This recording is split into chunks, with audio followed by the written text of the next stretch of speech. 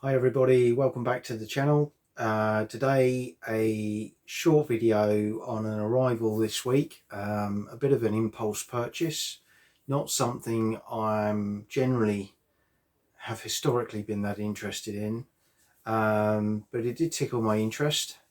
Thanks in part to Sean Clark, thanks Sean for your post on Twitter there reminding me that the offer was on till close of play last Sunday. This was a published rule set from Pendraken, Cold War Commander, 2nd edition.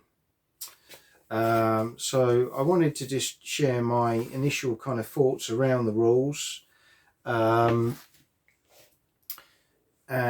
particularly from the point of view of someone who's not had any prior experience or knowledge with these rules. Obviously Blitzkrieg Commander, there's been various versions of that, and this is the 2nd edition of Cold War Commander. I haven't played any of them. Very much a Rommel World War II player, Chain of Command, those kind of games. I haven't ever played any of these ones, but I've always been quite interested in seeing a bit more about what they're about. So Cold War Commander, I think there's been quite a lot of interest around it, and there are some periods post World War II that do appeal to me. So I was intrigued to sort of find out a little bit more. So as I say, published by Pendraken. For those of you, a lot of you will know Pendraken have an absolutely enormous range of 10mm figures, fantastic sculpts, great service from Leon there. Purchased a lot of figures and armies from him over the years. And I am also aware that with this rule set there are some new ranges due out shortly to support it as well, which has definitely tickled my interest as well. The rules were rewritten and put back together by Mark Fry, and on the back of the book what it does do is give you a really good breakdown, which I'll show on the screen, of some of the key elements of the game.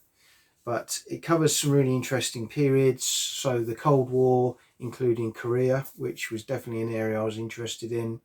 The Sino-Soviet border wars, the Indo-China conflicts, Arab-Israeli, Vietnam, Indo-Pakistan, the Angloan, Soviet-Afghan, Iran-Iraq, Falklands, various periods in there. So yeah, a large scope of periods.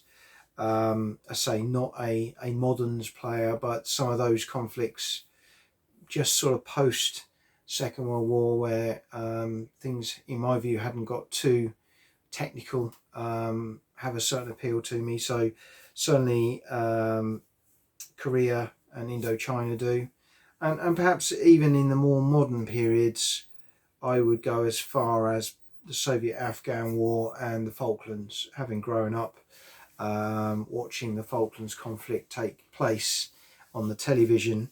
Again, the history of that does interest me, but it's not something I would necessarily play. But hopefully as I read a bit more there may be some other things that will come into play with these rules anyway. So what I want to do is just break down this video really into a few parts. First of all, my initial thoughts as a newbie to this rule set and this period. Some of the standout rule mechanics that I've read so far, and there's still a lot of reading to do with these rules. There's a lot packed into this book, and then just my overall kind of first impressions really, just to sum up. So initial thoughts are it's a really nice A4 softback book, easy to fold back and lay on the Wargames table. I like books that do that, makes it a lot easier to use in the game. Quick reference sheets and army lists are all online. For some, you know, there's been mixed reviews on that. I think it's a great idea. It means they can update things very quickly without having to do new releases. you've always got the up-to-date army lists, you've always got the up-to-date QRSs, etc. on there. So I think that's a really positive thing. Throughout the book there are the main rules, and then there are quite a few elements where you will have little boxes that will talk about optional rules, and you have to go onto the forum to find those. Again, I know there's obviously a limit to how big this book could be. Personally, I would probably rather see like an advanced or optional rules section within the main book, as opposed to having to go and hunt these out on the web. But that's a small thing. That's a personal opinion. I do understand why they've done it that way. It's a D6 system. Minimal markers on the table. So again, that's good. The markers you do need, you can buy those through Pendraken as well. I like D6 system. It's the best way for me. Good quality paper, presentation, font sizes, lots of lovely pictures, photographs from the period. You know, it's a really nicely produced publication. Lots of working examples in each section in the rules. So for me, particularly as a newbie to the rules, to read about a certain section, let's say movement, and then to have working examples with photographs or illustrations and diagrams showing how that works in practice in an example, really good. And that's echoed throughout the whole book. I really like that. That was a really good touch. Extensive contents page. So again, first thing I always look for these days is an index. That is a pretty comprehensive index. There's 120 pages in this book, so you are going to need that to be able to dart to places. Although the key rules, I would say, probably cover about 65 of those pages.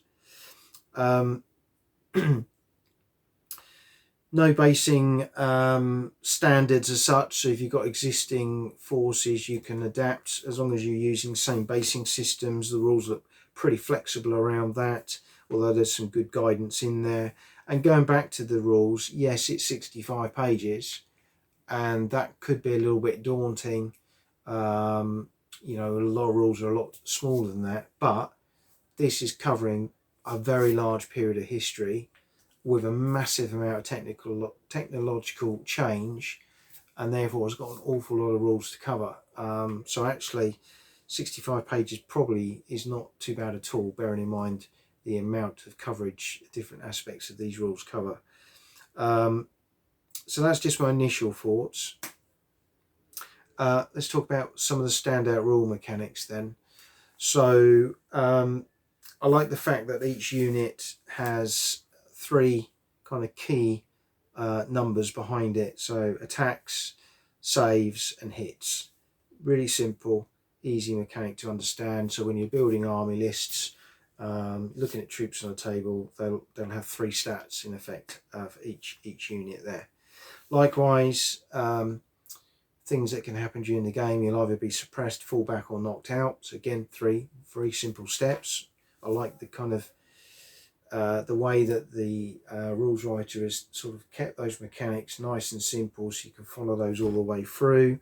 Sequence of play, again, very uniform, very rigid. I like the way that flows.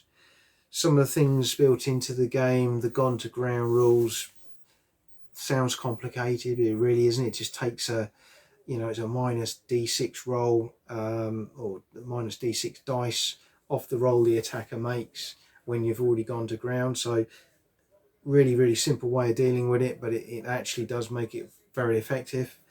Response fire, so a bit like being on Overwatch, like that's really good.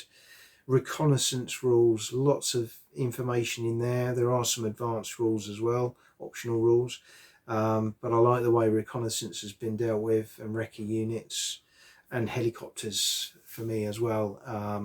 You know, the air part of the rules, particularly helicopters, I like that. Seen that in a number of games, and helicopters always been a difficult one to get to work right. I mean, I haven't played it yet, but having read through it, it makes a lot of sense, and I think that's going to work really, really well. Some of the other things I particularly like in there are 16 scenarios. Quite generic, but you could adapt them to lots of different periods. So lots of choices in there. There's going to be more, I think, on the forum online as well. You got a campaign system. You got 3 army lists actually in the book for the main belligerents like UK, US and Soviets, which are very, very detailed, and then you've got all of these ones already available online with more planned, and there's already a list of those that are coming. And one other thing I really like, particularly for this period, I think it gives it a lot of chrome, is the tactical doctrines of the various combatants. So they will either have a normal doctrine, a rigid one, which would be your kind of Soviet era communist states, flexible doctrine, and then you've also got guerrilla partisan doctrine for your people like the Afghans, you know, or maybe some of these small organizations fighting the world superpowers. So really like that. So that's kind of some of the standout things for me, but overall very impressed. I think it looks a cracking publication. It's a really interesting read, which is really what I bought it for initially, just to read and understand a bit more about how it works. I am a bit of a rules collector, and I like to take mechanics and look at them and how they work and how people have come up with those when I'm designing my own house rules for games as well. It's definitely given me some ideas for some future projects, and I'm interested to see what Leon is ranges wise is going to bring out. I've heard Arab Israeli and perhaps some of the Russian-Afghan war troops as well, so that could be quite interesting. Question for me is probably 10mm or 6mm. I'm very much a 6mm gamer at heart. I think both scales will work really well depending on the size of game that you want to represent. But yeah, lots more reading for me to do. Maybe some solo gaming. These rules, again, very easy to adapt to solo for those solo gamers out there. And I'd probably just like to try some games and read some battle reports, battle reps that other groups have done before I sort of invest and take the next steps. But overall, well done to Mark and Pendraken for a really great publication. I'm really pleased with my purchase, and I'm watching the forum and there's lots of information coming on there, so it looks like it's going to be very well supported for a period of time to come. But that's Cold War Commander by Pendraken, 2nd edition. Hope you've enjoyed this video and hope to bring you more soon.